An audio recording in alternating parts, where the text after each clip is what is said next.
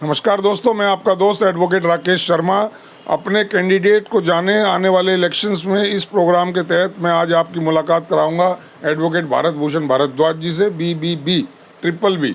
और इनके बारे में बता दूं, वैसे नेटिव प्लेस इनका बिहार है, डिस्ट्रिक्ट सुपौल।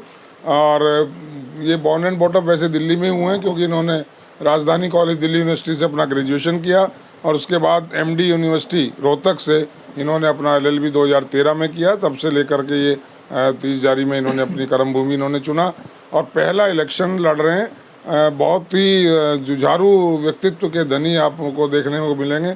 भारत भूषण, बहुत बहुत वेलकम है आपका। और इस एडवोकेट के चैनल में आपसे मैं बातचीत शुरू कर रहा हूं। आपके वोटर्स आपको सुन रहे हैं। मैं जानना चाहता हूं कि पिछले लगभग 12 साल आपकी प्रैक्टिस हो गई है, तो इस बार चुनावी समर में क्या मकसद लेके उतरे, क्यों लड़ना चाहते हैं चुनाव? सर, सबसे पहले मैं आपके सभी श्रोताओं को अपनी तरफ से जय श्री राम कहूँगा। मेरा नाम भारत भूषण भारद्वाज है। मेरा बैलेट नंबर 2 है। 10 to 21 मेंबर एग्जीक्यूटिव के लिए मैं इलेक्शन कंटेस्ट कर रहा हूँ। और जो इस पर्टिकुलर इलेक्शन में आने का मेरा पर्पस है वो सर मैं बहुत क्लियर बताऊँ। पिछले 10-12 साल के अंदर मैं प्रैक्टिस में था और पूरी डेडिकेशन के साथ मैंने प्रैक्टिस करी है।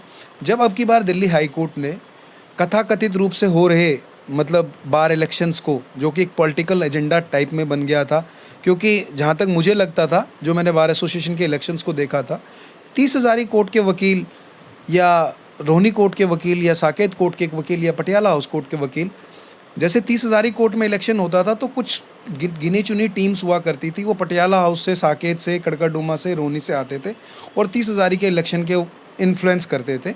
इसी तरह 30 हज़ारी अगर Rohini one bar one vote हो गया, तो जैसे ही सर ये जैसे ही 1 बार 1 वोट आया और दिल्ली हाई कोर्ट ने बोला कि सभी कोर्टों में 1 डे 1 बार 1 वोट रखेंगे, तो मुझे लगा कि अब एक ये सही समय है जहाँ पे मैं प्रैक्टिसिंग एडवोकेट के तौर पे, जो मैं पिछले 10 साल से प्रॉब्लम को फेस कर रहा हूँ, क्या प्रॉब्लम मैं सर उन प्रॉब्लम्स के लिए मैं वर्कआउट कर सकूँ, काम कर सकूँ। अब सबसे पहले जो मैंने जो रिसेंट दिनों की जो प्रॉब्लम बताऊँ, being first generation lawyer sir, मैं अपने बारे में बताऊँ तो मैं 30 हज़ारी कोर्ट में मुझे जब मैं आया था तो मुझे कोई नहीं जानते थे। Nobody is knowing me, and when I came to the 30 Hazari court, because where I am residing, that particular area jurisdiction is made out 30 Hazari court. तो मैं अपने घर से निकला और 30 हज़ारी की मेट्रो पकड़ के आ गया, क्योंकि उस टाइम पे ना मेरे पास बाइक थी, ना गाड़ी थी, कुछ भी नहीं था और बेसिक बहुत लो बैकग्राउंड से मैं आज कमाल लिए, गाड़ी घोड़ा हो गया। आज मेरे पास 4 से 5 गाड़ियाँ हैं, बहुत बढ़िया सब कुछ है, सब कुछ बहुत अच्छा है सर। तो मैं सर जब मैं आया तो मैं मेट्रो स्टेशन पे था। मैं अपनी जो आपको स्टोरी बताऊं, मैं मेट्रो स्टेशन पे था और मेट्रो स्टेशन पे आने के बाद आई वाज लुकिंग कि मैं कहाँ जाऊं, किससे मिलूं, क्योंकि मुझे कोई जानता नहीं था। तो मेरे जैसा ही दो नौजवान लड़के थे जो हम बिल्कुल सेम एज ग्रुप के थे, बट समहाउ वो मेरे से 2 साल एनरोलमेंट उनकी आगे की थी। तो मेट्रो स्टेशन पे ही मुझे मिले, प्लेटफॉर्म पे ही। तो मैंने उनसे इंटरेक्ट किया, क्योंकि वो दे आर ऑन ड्रेस। तो मैंने उनसे इंटरेक्ट करके पूछा कि भैया, मेरा नाम भारत है और मैं ऐसे मैंने लॉ करी है और मैं यहाँ प्रैक्टिस करने आया हूँ। और बोला, भाई यहाँ कैसे आए? तो मैंने बोला, जी चैम्बर लेने आया। तो मेरे को आई वॉज थिंकिंग कि चैम्बर तो बस ठीक है, मिल जाता होगा। लेकिन जब मैं यहाँ आया तो मुझे पता चला कि एक चैम्बर, एक सीट, एक कुर्सी की 30 हज़ारी कोर्ट के अंदर क्या वैल्यू है। लोगों ने अपनी ज़िंदगी खपा दी इसको बनाने के लिए। तो वो दिन जो संघर्ष था, जिस बच्चे के पास एक 5 रुपए की टिकट के लिए या मेट्रो से आने के लिए पैसे नहीं हुआ करते थे, या इस तरह की सिचुएशन हुआ करती थी, वहाँ से लेकर के स्ट्रगल करके जो 12 साल के अंदर मैंने एक बहुत अच्छा लॉ फॉर्म स्टैब्लिश किया। मेरे पास 20 से ज़्यादा एसोसिएट्स हैं। चलिए, वो तो आपकी प्रोग्रेस होगी। समस्या बताइए कि इसको लेकर के आप चुनाव लड़ना। सर, अभी जो मेरी एग्जिस्टिंग सिचुएशंस है, जो रिसेंट की वो डेवलपमेंट बताता हूँ, उसके ऊपर जो मेरी मेन समस्या है सर, पूरे देश के अंदर डिजिटल कोर्ट किया जा रहा है, डिजिटलाइजेशन किया जा रहा है। लेकिन डिजिटलाइजेशन आप कर रहे हो, टेक्नोलॉजी का आप विस्तार कर रहे हो, लेकिन टेक्नोलॉजी के विस्तार के साथ साथ आप उसको एडवोकेट में उस चीज़ के लिए फैसिलिटी तो दो।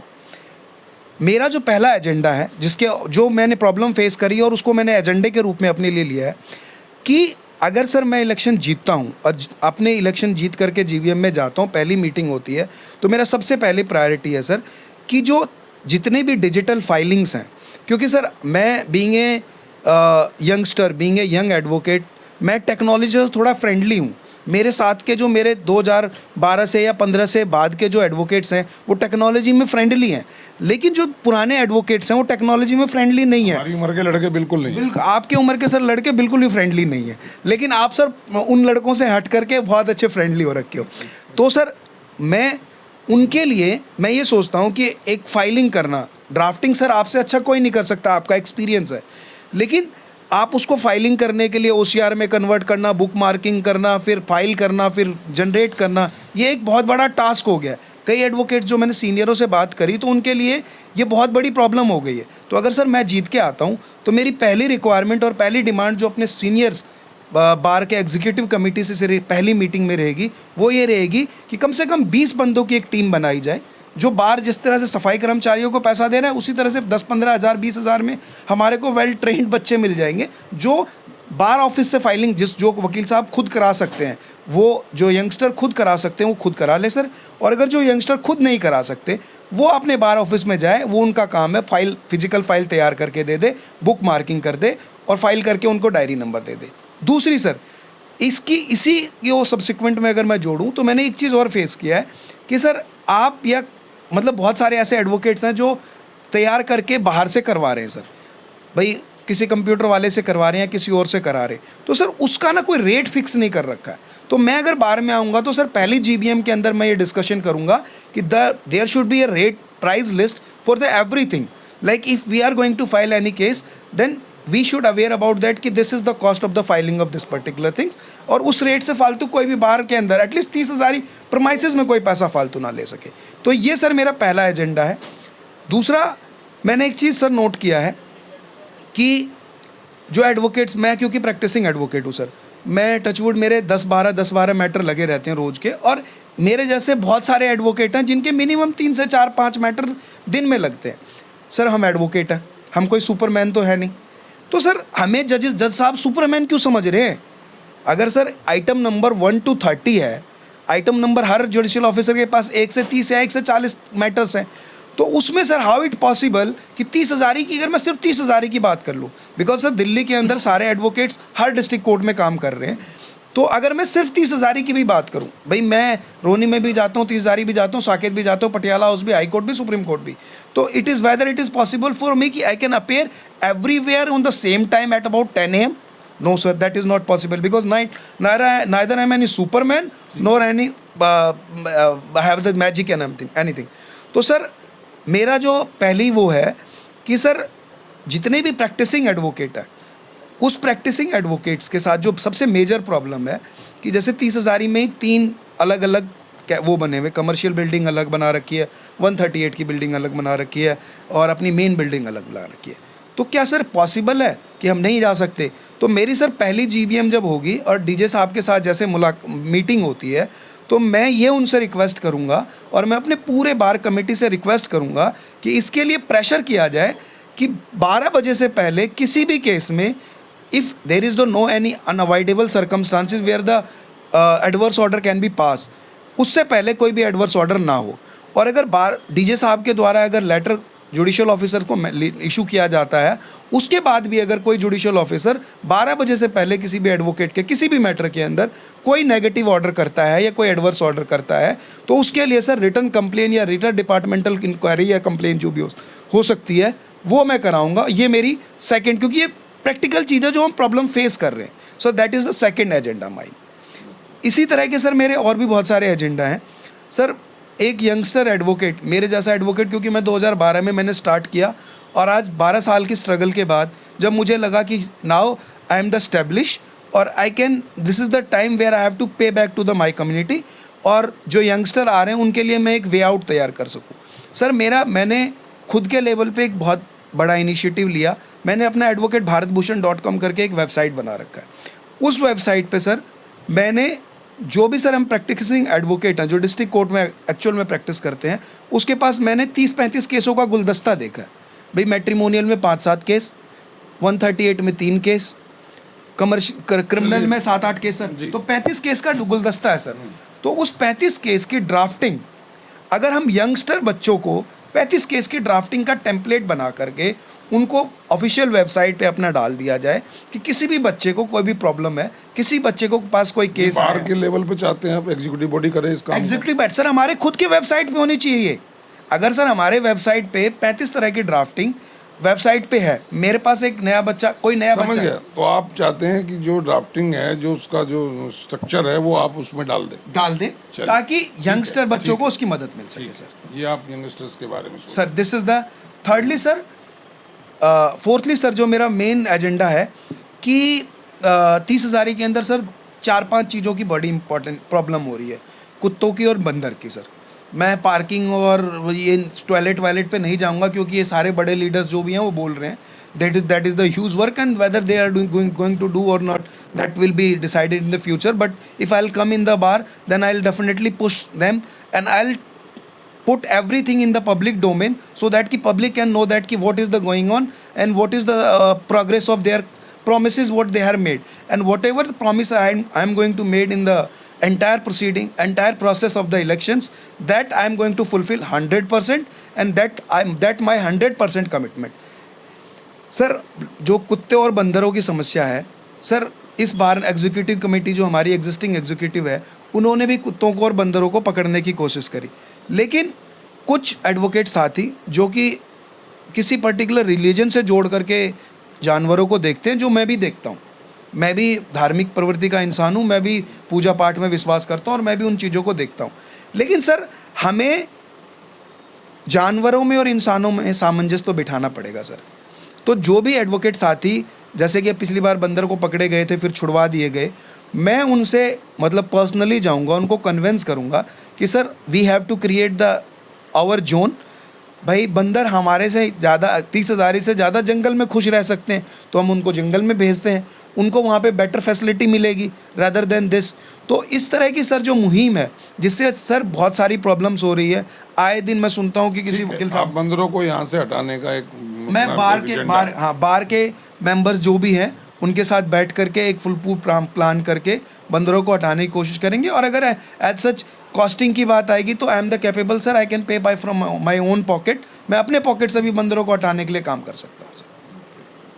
तो आप बंदरों को हटाने के लिए अपनी पॉकेट से करेंगे बार में, लेकिन ये सब वायदे आप पूरा करेंगे, इस बात की क्या गारंटी है आप वोटर्स को दे सकते हैं? सर मैं देखिए दो चीज़ है, अगर मैं एक पॉजिटिव माइंडसेट से, पॉजिटिव पॉइंट ऑफ व्यू से, मैं मेंबर एग्जीक्यूटिव 10 to 21 पे कंटेस्ट कर रहा हूँ, पॉजिटिव माइंडसेट से, पॉजिटिव एनर्जी से, अगर मैं अपने सीनियर ऑफिसर्स जो भी सीनियर पदाधिकारी हैं, सीनियर ऑफिस बेरर हैं, उनको कन्वेंस करने की कोशिश करूँगा व्हाट आई कैन डू, और जो मैं पिछले 12 साल से कन्वेंस करने की प्रोसेस में हूँ, तो sir I can convince them कि सर जो चीज़ मैंने बोली है that is the cost effective things और that is the beneficiary to the all advocates to the entire community.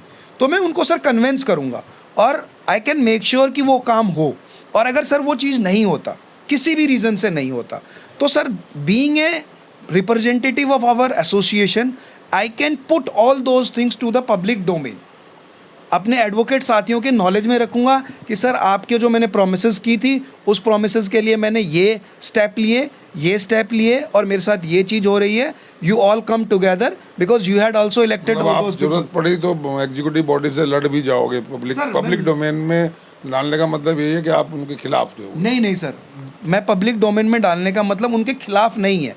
Public domain ठीक होगा ना, मैं ये एजेंडा रखा है, ये उसको सुन नहीं रहे। नहीं सर, मैं वो नहीं कह रहा हूँ कि मैं उनके साथ लड़ जाऊँगा। पब्लिक डोमेन में डालने का मतलब ये है कि जिस तरह से आपने मुझे बीइंग ए रिप्रेजेंटेटिव चुना है, इसी तरह आपने और कैंडिडेट्स को भी चुना है और आपकी ये रिक्वायरमेंट है, तो आपने जिसको कैंडिडेट्स को चुना है आप उनसे खुद बात कीजिए। आपने मेरे से आपने अपनी तक बात पहुंचाई, सिमिलरली आप उनसे बात पहुंचाइए और उनसे बात पहुंचाने के बाद आप उनसे रिजल्ट लीजिए। वो मैं उस चीज़ के लिए बोलूँगा सर, मेरा कहीं एग्रेशन है। ठीक है, मतलब आप वाइट एंड ब्लैक में सब चीज़ें लेके आएंगे। हाँ बिल्कुल ठीक है। तो सुना दोस्तों, ये हैं भारत भूषण भारद्वाज और 10 to 21 एग्जीक्यूटिव मेंबर की पोस्ट पर फाइट कर रहे हैं, कॉन्टेस्ट कर रहे हैं यहाँ इलेक्शन। और अब मैं माइक इनको दे देता हूँ, आप इनकी अपील सुन लीजिए, तब फिर उसके बाद मैं आपसे बात करता हूँ। लीजिए भारत जी, अपने वोटर्स आपके सब सुन रहे हैं, जो भी आप कहना चाहेंगे। नमस्कार, मैं advocate Bharat Bhushan Bharadwaj, ballot number candidature of member executive 10 to 20 and my ballot number is 2. I would request to everyone, देखिए मेरा ये पहला इलेक्शन है, मैं बहुत ज़्यादा एक फोकस और विजनरी थिंग्स के साथ आया हुआ हूँ. मैं प्रैक्टिसिंग एडवोकेट हूँ, आप सब मुझे जानते हैं. मोस्ट ऑफ द मेरे एसोसिएट्स हैं, मेरे साथी हैं, मेरे सीनियर हैं, उन्होंने मुझे कोर्ट में काम करते हुए देखा है और मेरी इस 12 साल की जर्नी को देखा है. आप सबसे रिक्वेस्ट है कि आप सब मुझे वोट करें, सपोर्ट करें. मैं आपको 100% अश्योरेंस दिलाता हूँ कि जो मैं आपको प्रोमिसेस कर रहा हूँ उस प्रोमिसेस को मैं पूरा करूँगा और एक बेहतर बार के लिए, एक बेहतर 30,000 के लिए जो भी चीज़ मैं कर सकता हूँ वो डेफिनेटली करूँगा. साथ के साथ आप लोगों से रिक्वेस्ट करूँगा कि मेरा बैलेट नंबर 2 है, BBB से आप मेरे को याद रख सकते हो, Bharat Bhushan Bharadwaj. Thank you so much. और thank you so much Rakesh Sharma sir का, जिन्होंने मुझे अपॉर्चुनिटी दी कि मैं अपनी बात आप लोगों के बीच में रख सकूँ. प्लीज़ इस वीडियो को ज़्यादा से ज़्यादा शेयर करें ताकि आपके जितने भी एडवोकेट्स, कुलीग हैं, फ्रेंड्स हैं, साथी है, उन तक मेरी व्यू पहुंच सके, उन तक मेरी पॉइंट ऑफ व्यू पहुंच सके. धन्यवाद. Thank you so much once again Rakesh Sharma sir को, जिन्होंने मुझे अपॉर्चुनिटी दी कि मैं अपनी बात अपने साथियों तक पहुंचा सकूं. धन्यवाद. सुना दोस्तों, ये हैं भारत भूषण भारद्वाज, इन्होंने बड़ा एग्रेसिव वे में अब और बहुत ही उत्साही होकर के अपनी बातें रखी हैं और विज़न इनका आपने सुन ही लिया है, क्या ये करना चाहते हैं. बिल्कुल डिफरेंट इन्होंने अपना एजेंडा रखा है. अभी तक जो आप और कैंडिडेट्स का सुन रहे थे उनको भी आपने सुना, इनको भी आप सुनिएगा और उसके बाद डिसाइड कर लीजिएगा कि आप किस टाइप के कैंडिडेट्स को रिप्रेजेंटेटिव बनाना चाहते हैं अपना, ताकि एडवोकेट का, एक सिंगल एडवोकेट का नहीं बल्कि एडवोकेट्स का वेलफेयर हो सके, अपनी कम्युनिटी का वेलफेयर हो सके और एक बेहतर, सुंदर और मजबूत बार की कमेटी आए, ताकि हम लोग गौरव महसूस कर सकें कि हमने अच्छे कैंडिडेट्स को चुना है. दोस्तों, आप अपना वोट बहुत सोच समझकर और बहुत ही धैर्य से, बहुत ही दिमाग से और पूरे विवेक के साथ उसका इस्तेमाल करिएगा और एक अच्छी बार को बनाने में सहयोगी बनिए. थैंक यू बीबी. Thank you so much and thank you दोस्तों. फिर मिलूंगा एक नए कैंडिडेट के साथ. तब तक के लिए जय हिंद, जय भारत.